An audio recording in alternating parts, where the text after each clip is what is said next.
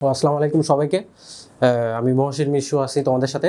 আজকে আমরা পড়ব হচ্ছে নিডারিয়া নিয়ে। গত ক্লাসে আমরা প্রাণীর বিভিন্ন শ্রেণী বিন্যাসের যেগুলো পড়ছি সেগুলো হচ্ছে প্রাণী বৈচিত্র্যের প্রকারভেদ এবং যে মেইন আমাদের যে 9টি পর্ব ছিল সেই 9টি পর্বগুলো সবগুলো বৈশিষ্ট্য বিস্তারিত একটা চার্টের মাধ্যমে দেখছিলাম এবং পরের ক্লাসে আমরা দেখছিলাম পরিফেরা পর্বের বৈশিষ্ট্যগুলো। তো আজকে 2 নম্বর পর্ব যেটা সেটা হচ্ছে নিডারিয়া। সো নিডারিয়া পর্বের বৈশিষ্ট্যগুলো নিয়ে আলোচনা করতে চাচ্ছি।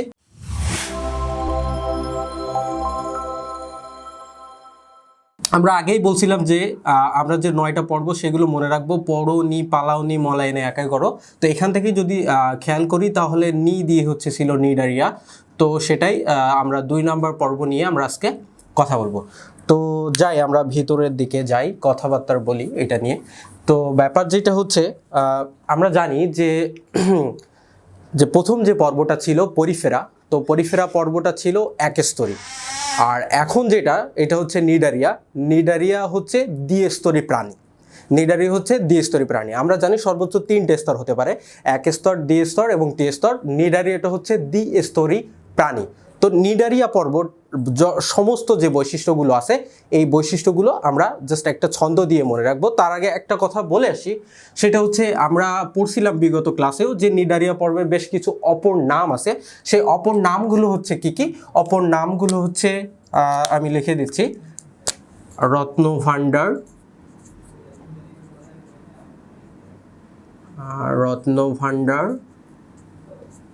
রেইন ফরেস্ট, আরেকটা নাম ছিল হচ্ছে সমুদ্রের ফুল। তো এইগুলো হচ্ছে নিডারিয়া পর্বের নিডারিয়াদের অপর নাম ছিল। এখন আমরা এদের বৈশিষ্ট্যগুলো পড়ে ফেলবো। তো নিডারিয়াটা হচ্ছে, আমি বলছি নিডারিয়া হচ্ছে দ্বিস্তরী। তার মানে এদের ভেতরে এপিডার্মিস এবং এন্ডোডার্মিস বা গ্যাস্ট্রোডার্মিস থাকে। এরা দ্বিস্তরী প্রাণী। তো আমরা এদের বৈশিষ্ট্যটাকে মনে রাখবো একটা সহজ ছন্দ দিয়ে। সো আমরা চাই হচ্ছে দ্বিস্তরী পর্ব, এই যে নিডারিয়া পর্বগুলো আছে এগুলো সবগুলোকে কী করব? মেরে ফেলবো। তো নিডারিয়া পর্বের সমস্ত প্রাণীগুলোকে মারার জন্য আমাদের কি লাগবে? মেশিন লাগবে। সাপোজ আমরা মেশিন দিয়ে মারবো, তো যেহেতু এরা দ্বিস্তরী তো এদের মারার জন্য আমাদের কি লাগবে? Double machine. তো সেজন্য এদের বৈশিষ্ট্যগুলো মনে রাখবো জাস্ট আমরা এই কথাটা দিয়ে, সেটা হচ্ছে কি? Double machine. জাস্ট এই কথাটা দিয়ে এই নিডারিয়া পর্বের যত বৈশিষ্ট্যগুলো আছে সবগুলো বৈশিষ্ট্য মনে রাখবো এই ডাবল মেশিন দিয়ে। তো এখন এইগুলো আমি বিস্তারিত ব্যাখ্যা করব সবার সামনে। দেখো তোমরা, ডা দিয়ে হচ্ছে কি? ডা দিয়ে যেটা বোঝাচ্ছি সেটা হচ্ছে ডিপ্লোব্লাস্টিক। ডা দিয়ে যেটা বোঝাচ্ছি সেটা কি? ডিপ্লোব্লাস্টিক।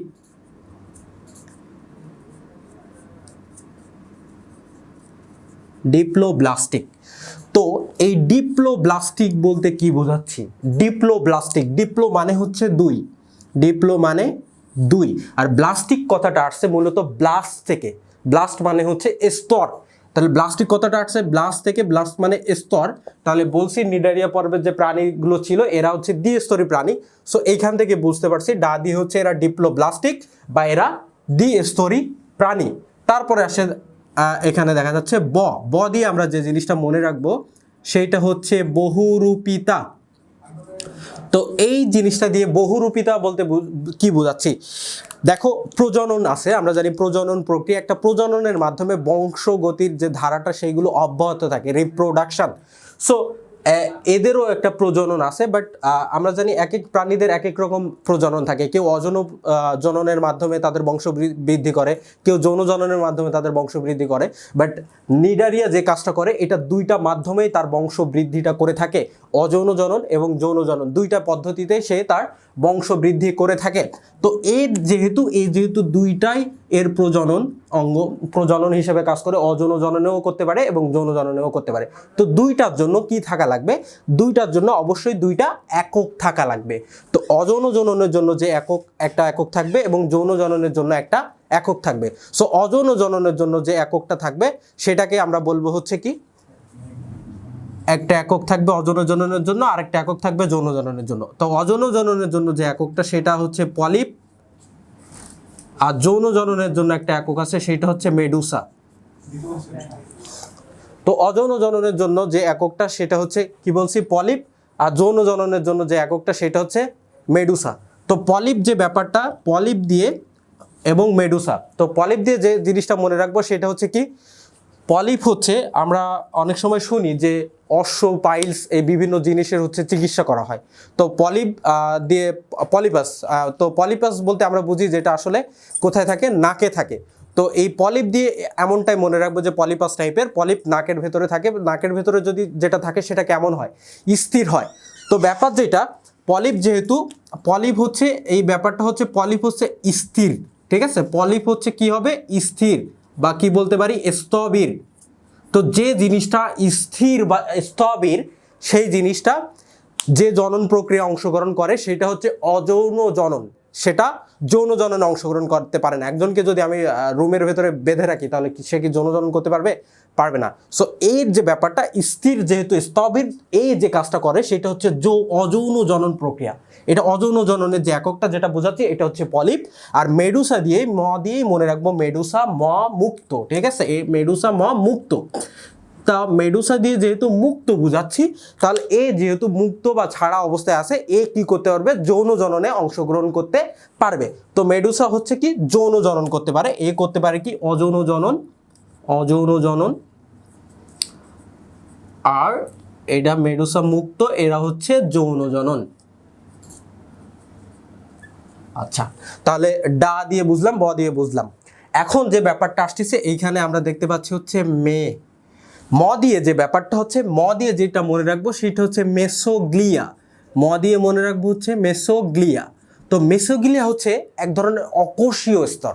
মেসোগ্লিয়া হচ্ছে এক ধরনের অকোষীয় স্তর, যেইটা হচ্ছে একটা নরম থকথকে জেলির মতো একটা ব্যাপার। তো মেসোগ্লিয়ার ব্যাপারটা যদি একটু বুঝতে চাই, এটা আমি বলছি যে নিডারি হচ্ছে দ্বিস্তরী প্রাণী। সো এইটা যদি একটা স্তর এবং এইটা যদি একটা স্তর হয়, তো এর মাঝে এক ধরনের অকোষীয় জেলি, থকথকে জেলি থাকে, সেইটাকে আমরা বলতেছি হচ্ছে মেসোগ্লিয়া। সো সেইটাই হচ্ছে এটা মেসোগ্লিয়া। দুইটা স্তরের মধ্যবর্তী এই মেসোগ্লিয়া নামক অকোষীয় এই জিনিসটা, পদার্থটা থাকে। ওকে, তারপরে দন্তস্ব দিয়ে যে জিনিসটা বুঝবো আমরা, দন্তস্ব দিয়ে বুঝবো হচ্ছে সিলেন্টেরন, সিলেন্টেরন। তো এই সিলেন্ট্রন শব্দটাকে যদি আমরা একটু বিভাগ করে দেখি, তাহলে সিলেন্ট্রন শব্দের দুইটা জিনিস আছে, একটা হচ্ছে COEL, সিল, আরেকটা হচ্ছে এন্টেরন, এন্টেরন বা এন্টারো, এন্টেরন। তো আমি বারবার বলছি COEL মানে কোয়েল না, উচ্চারণ প্রথম ক্লাস থেকে বলছি, COEL মানে হচ্ছে সিল। তো সিল মানে আমি বারবার বলছি গহ্বর, সিল মানে হচ্ছে কি, সিল মানে হচ্ছে গহ্বর। আর এন্টারো বা এন্টারন অর্থ হচ্ছে অন্ত্র, আর অন্ত্র মানেই হচ্ছে কি, পরিপাক। সো এদের এই যে আমাদের যে নিডারিয়া, নিডারিয়া পর্বের এক ধরনের পরিপাক সংবহন গহ্বর আছে, যেটাকে আমরা বলি হচ্ছে, নিডারিয়ার পরিপাক সংবহন গহ্বরকে আমরা বলি সিলেন্ট্রন। সিলেন্ট্রন নামক এদের এক ধরনের পরিপাক সংবহন গহ্বর থাকে। তারপরে এখানে দেখতে পাচ্ছি দন্তান্ন আছে। তো দন্তান্ন দিয়ে কি, আমি একটু এটা এখানে মুছা লাগবে না, টেনে দেখাই। দন্তান্ন দিয়ে যে বিষয়গুলো সেটা হচ্ছে দেখায়। তো দন্তান্ন দিয়ে হচ্ছে কি হবে, দন্তান্ন দিয়ে যেটা হচ্ছে সেটা হচ্ছে নিডোসাইট, নিডোসাইট নামক কোষ।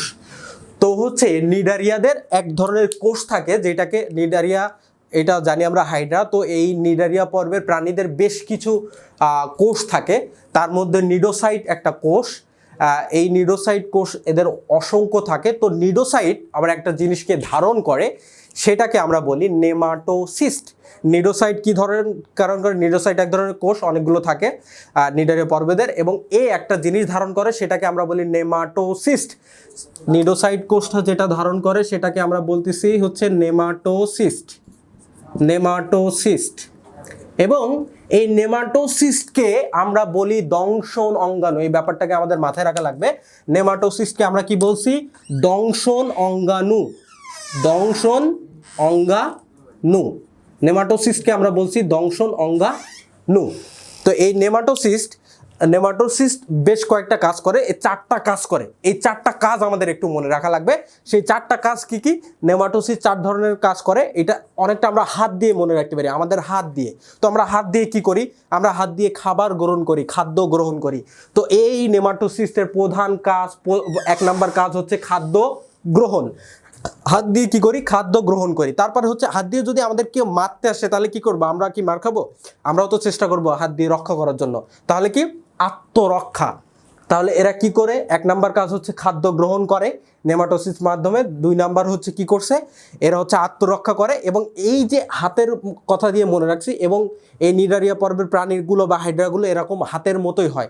তো এইটা দিয়ে এরা কি করে? এরা চলনেও সাহায্য করে।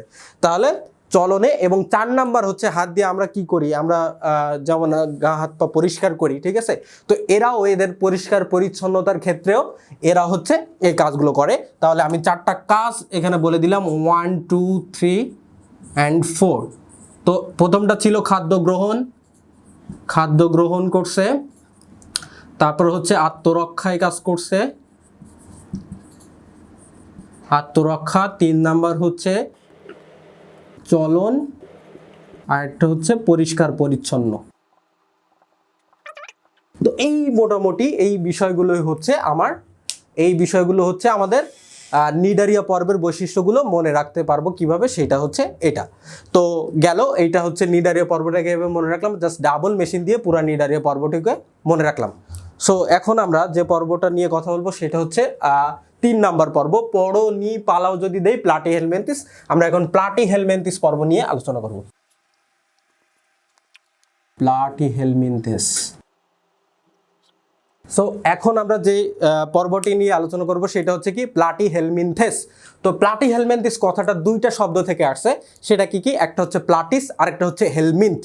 তো আমরা লিখে ফেলি 2টা শব্দ থেকে আসছে এটা। এই একটা হচ্ছে নাম্বার 1 হচ্ছে প্লাটিস, আর একটা হচ্ছে হেলমিন্থ। প্লাটিহেলমিনথেস শব্দটি আসছে এই 2টা জায়গা থেকে, প্লাটিস এবং হেলমিন্থ। প্লাটিস মানে হচ্ছে কি বুঝি? চ্যাপ্টা। প্লেট কেমন হয়? প্লাটিস প্লেটিস প্লেট, এইভাবে মনে রাখতে পারি। তাহলে প্লাটিস বলতে বোঝাচ্ছি হচ্ছে চ্যাপ্টা, আর হেলমিন্থ মানে হচ্ছে ওন্থ বা কৃমি। তো এই প্লাটিহেলমিনথেসের অপর যে নামটা সেটা হচ্ছে কি? চ্যাপ্টা কৃমি। তাহলে প্লাটিহেলমিনথেসের অপর নাম শিখে গেলাম, সেটা হচ্ছে চ্যাপ্টা কৃমি। আমি বিগত ক্লাসেও বলছি যে প্লাটিহেলমিনথেসের অপর নাম হচ্ছে চ্যাপ্টা কৃমি। সো এখন যে বিষয়টা হচ্ছে প্লাটিহেলমিনথেসের যে হিউজ বৈশিষ্ট্যগুলো আছে সেটা হচ্ছে কিভাবে মনে রাখবো। সো প্লাটিহেলমিনথেসের যে ব্যাপারগুলো আছে পুরাটাই আমরা জাস্ট প্লাটিহেলমিনথেস তার এই নামটা দিয়েই মনে রাখবো। কিভাবে আমি দেখাচ্ছি। জাস্ট এই নামটা দিয়ে, এর নামটা দিয়েই এর সকল বৈশিষ্ট্যগুলোকে মনে রাখবো। তো আমি একবার আগে মুখে বলে আগে ব্যাপারটা ক্লিয়ার করি, তারপরে আমি বোর্ডে লিখে দিচ্ছি। তো প্লাটিহেলমিনথেসে একটা চ্যাপ্টা কৃমি। তাহলে এ কি করবে? এ একটা পরজীবী। মানে কি করবে? এ অন্যের দেহে বসবাস করে। তো প্লাটিহেলমিনথেস চ্যাপ্টা কৃমি মানে কি? এ অন্যের দেহে বসবাস করে। সো প্লাটিহেলমিনথেস পরজীবী, অন্যের দেহে বসবাস করে। এবং এদের কোষের ফাঁকে ফাঁকে প্যারেনকাইমা নামক যোজক টিস্যু বা মেসেনকাইমে পূর্ণ থাকে। এই একটা কথা বললাম। এবং কৃমিগুলো যদি আমরা দেখি, আমরা হয়তো ওইভাবে সবাই দেখিনি, আমরা অন্য জায়গায় যে এইটা দেখে থাকি কৃমিগুলো। তো কৃমিগুলো কেমন হয়? কৃমিগুলো হয় নরম। এরা কেমন হয়? এরা নরম হয় এবং নলাকার হয়। তাহলে এরা পরজীবী, এরা হচ্ছে প্যারেনকাইমা বা মেসেনকাইমে পূর্ণ থাকে, এরা নরম হয়, এরা নলাকার হয়। এইখানে আরেকটা কথা মনে রাখবো, এরা যেহেতু পরজীবী মানে অন্যের দেহে বসবাস করে, তাহলে এদের নতুন করে রক্ত সংবহন বা শোষণতন্ত্র থাকার দরকার নাই। এরা অন্যের দেহে থেকে এই কাজগুলো করে থাকে। তো এদের রক্ত সংবহন এবং শোষণতন্ত্র থাকে না। তো এরা যেহেতু পরজীবী, অন্যের দেহে বসবাস করে, দেহে বসবাস করে মানে কি? অন্ত্রে বসবাস করে। সো এদেরও তো কি হবে? এদেরও নিষেক হবে। তো এরা যেহেতু অন্যের দেহে বসবাস করে, অন্ত্রে বসবাস করে, ভিতরে বসবাস করে, তাহলে এদের নিষেকটা কি হবে? এদের নিষেকটা বাহ্যিক হবে নাকি এদের নিষেকটা অভ্যন্তরীণ হবে? অবভিয়াসলি এদের নিষেকটা কেমন হবে? অবভিয়াসলি এদের নিষেকটা অভ্যন্তরীণ হবে ভেতরে। তো কি বললাম? এরা পরজীবী, প্যারেনকাইমা নামক যোজক টিস্যু বা মেসেনকাইমে পূর্ণ থাকে। তারপর হচ্ছে বললাম এরা নরম বা নলাকার হয়। তারপরে হচ্ছে বললাম এদের নিষেক অভ্যন্তরীণ হয়। তারপরে হচ্ছে আরেকটা কথা বলি, সেটা হচ্ছে এরা তো ত্রিস্তরী, আমরা জানি এরা ত্রিস্তরী, পরিফেরা একস্তরী, নিডারিয়া দ্বিস্তরী এবং এরাই প্রথম ত্রিস্তরী, এবং বাকি সব যেগুলো আছে সেগুলো সব ত্রিস্তরী। এটা আমি প্রথম লেকচারে আমি তোমাদেরকে বলেছিলাম। এবং এখান থেকে আরেকটা জিনিস, এরা কেমন হয়, এরা ছোট হয়, চ্যাপ্টা কৃমি বা কৃমিগুলো কেমন হয়, ছোট ছোট। তো এদের যে ছোট ছোট দশা, ছোট ছোট লার্ভা, আমরা একবার ছোট ছোট লার্ভা, তো এদের যে ছোট ছোট দশা, ছোট ছোট ব্যাপারগুলো, এদের সেই ছোট ছোট দশাকে বলা হয় লার্ভা। ঠিক আছে। আর একটা ব্যাপার, আমাদের অনেক সময় যে প্রাকৃতিক দুর্যোগ হয়, প্রাকৃতিক দুর্যোগ বলতে কি বোঝাচ্ছে, আমাদের দেহের প্রাকৃতিক দুর্যোগ বলতে কি বোঝাচ্ছে, দেহের প্রাকৃতিক দুর্যোগ বলতে কি বলতে চাচ্ছি সবাই অনেক সময় বুঝতে পারছো, যে আমাদের যখন ডায়রিয়া হয় তখন অনেক সময় অনেক হচ্ছে এই কৃমিগুলো বের হয়ে যায়। তো এই কৃমিগুলো সহসা আমাদের দেহ থেকে বের হতে চায় না, কারণ এরা কি, এরা হচ্ছে পরজীবী, এরা চায় না দেহ থেকে বার হইতে। কি এই জন্য এরা একটা জিনিসের মাধ্যমে আমাদের দেহের সাথে লেগে থাকার চেষ্টা করে, সেই জিনিসটা হচ্ছে হুক বা চোষক। হুক বা চোষকের মাধ্যমে এরা আমাদের অন্ত্রের সাথে থাকার চেষ্টা করে, লেগে থাকার চেষ্টা করে, বাইরে যেতে চায় না। সো হুক বা চোষক। এবং এটা বললাম। আরেকটা ব্যাপার হচ্ছে এদের রেচন অঙ্গটা রেচন নালী এবং এক ধরনের একটা কোষ আছে, সেটা হচ্ছে শিখা কোষ, সেটা দিয়ে গঠিত। এবং সেইটার ইংলিশে যদি বলি সেটাকে আমরা বলি ফ্লেম সেল, সেটাকে বলি কি, ফ্লেম সেল। সো এই ব্যাপারগুলো হচ্ছে আমরা এখন লিখে ফেলি। তো প্লা দিয়ে বুঝালাম হচ্ছে প্যারেনকাইমা, প্লা দিয়ে কি বুঝালাম, প্লা দিয়ে বুঝালাম হচ্ছে প্যারেনকাইমা পরজীবী। টি দিয়ে হচ্ছে ট্রিপ্টোব্লাস্টিক বা ট্রিপ্লোব্লাস্টিক। ট্রিপ্লো মানে হচ্ছে 3, আর ব্লাস্টিকটা আসছে ব্লাস্ট থেকে, মানে স্তর, এরা ত্রিস্তরী প্রাণী। হ দিয়ে হচ্ছে ওই যে সেইটা হুক বা চোষক থাকে এদের, যেটার মাধ্যমে অন্ত্রের সাথে যুক্ত থাকে। ল দিয়ে হচ্ছে কি, লার্ভা। ম দিয়ে হচ্ছে মেসেনকাইম, অনেকটা মেসোগ্লিয়া সদৃশ, থকথকে জেলির মতো, মেসেনকাইম। আর হচ্ছে ন দিয়ে কি হয়, ন দিয়ে হয় নরম, ন দিয়ে হয় নলাকার। আর এদের হচ্ছে নিষেকটা অভ্যন্তরীণ।